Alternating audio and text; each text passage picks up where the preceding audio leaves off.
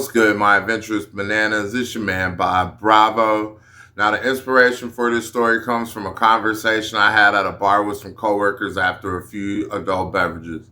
So, huge shout out to my homegirl, Jerry. Now, let's get started. Have you ever found yourself dreaming of chatting with a manatee while floating in Florida's stunning waters? Well, you need to pause those weird ass thoughts, my guy, for just a moment. Today, we're going to explore the intriguing reasons behind the law prohibiting contact with these gentle giants.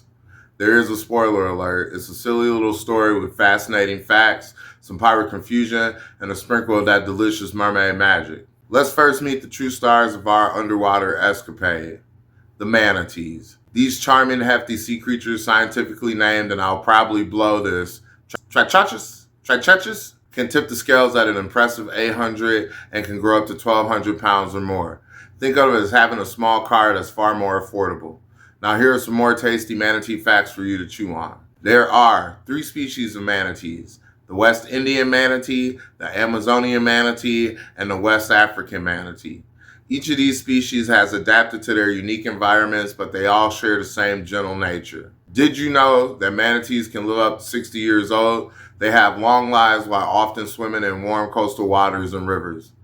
Manatees are strictly herbivores. You heard that right, carrot sticks. They feast on seagrasses and can consume up to 10% of their body weight daily, which is impressive considering that they can grow upwards of 1,300 pounds.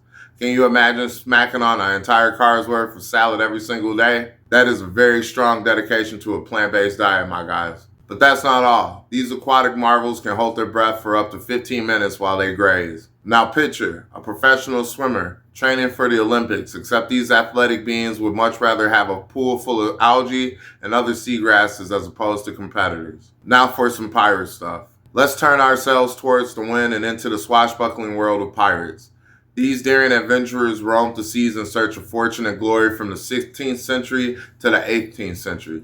They captured our imaginations with tales of treasure maps, buried gold, and fearsome battles on the water. Here are a few intriguing facts about pirates that you may or may not know. Not all pirates were men. While history paints pirates as male figures, many women also sailed the seas defying gender norms of their time.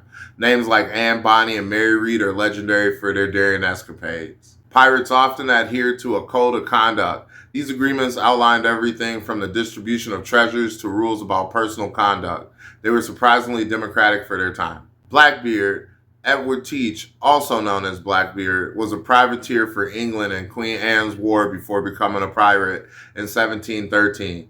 He was one of the most notorious pirates in history. Grog, a pirate's drink, which was a staple often seen being enjoyed in movies and cartoons, is a concoction that consists of rum mixed with water, lemon juice, and sugar.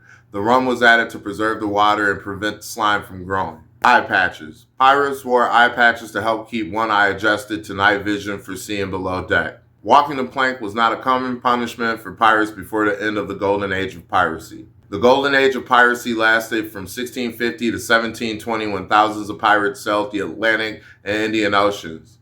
Pirates have existed since at least 1353 BCE. The Jolly Roger. The infamous skull and crossbone flag we associate with piracy wasn't just for show. It was a means of intimidation, signaling that pirates meant business and often leading to surrender without a fight. Now let's embark on a comedic voyage across the high seas, or the expansive waterways of Florida, and see how it is these two things intertwine. Have you ever wondered why pirates mistook manatees for enchanting mermaids? I want you to imagine this. A group of pirates enduring endless months at sea, battling storms and subsisting on nothing but hardtack, whatever that is. When suddenly they catch sight of a manatee gliding by, bobbing in and out of the water, more than likely closer to boats than they would be today due to lack of noisy propellers in the water. It would be easy to see what stirred these sailors' imagination. Now these pirates, likely in search of anything magical after being at sea so long, might have easily been deceived. A 1,200-pound creature freely cruising along with fur looking like wet lady hair could easily convince a pirate that it were in fact seeing the uninfactable. I mean, after a couple bottles of rum, who wouldn't think that they were surrounded by beautiful mermaids? I mean, I know I would. Even though it was more like a walrus in disguise situation. So now someone show me where the gold is so I can load up on hardtack. I don't know what it is, but I feel like I should have it. Are you still feeling tempted to frolic with magical beings instead? let's shine a spotlight on some of our beloved mermaids from cinema. Here's a countdown of mermaid memorable movies that you can binge watch while daydreaming about swimming alongside manatees. That took more takes than you thought. First, we have The Little Mermaid, 1989, where we all committed cultural appropriation, but that damn song Under the Sea was catchy. Then we have 1984 Splash. Tom Hanks, I believe Daryl Hannah. I think this is the quintessential mermaid movie from the 80s because I literally don't know of any other. Aquamarine from 2006, about a teen girl mermaid confronting body image issues, is what I was told by AI, but I think it's on Disney, so if your bundle game's good, let me know. Then we have Pirates of the Caribbean on Stranger Tides, Pirates, Mermaids, Johnny Depp. I think this is when Disney stopped dealing with my dude. I won't lie, I didn't see this one.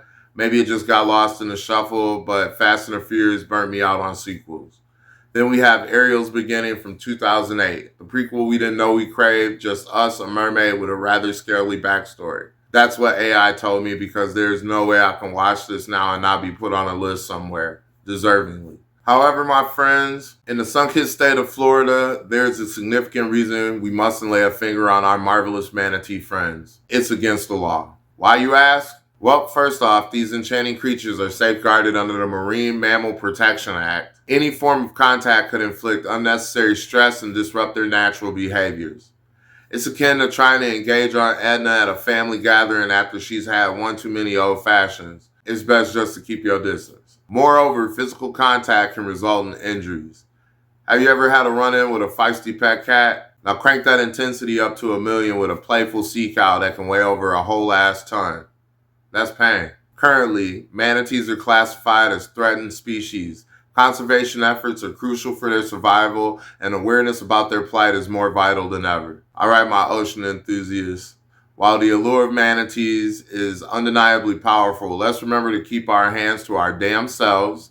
Instead, dive in, observe respectfully, and snap plenty of pictures. These gentle giants are deserving of our admiration and protection. All right, my friends, remember to like, subscribe, and comment down below with your favorite mermaid movie. We're interested. Thank you for joining us always. We do videos on this and all kinds of crazy stuff. Remember, stay curious, stay open, and most importantly, stay toasted. My fellow intellectuals, take care. The bunny out.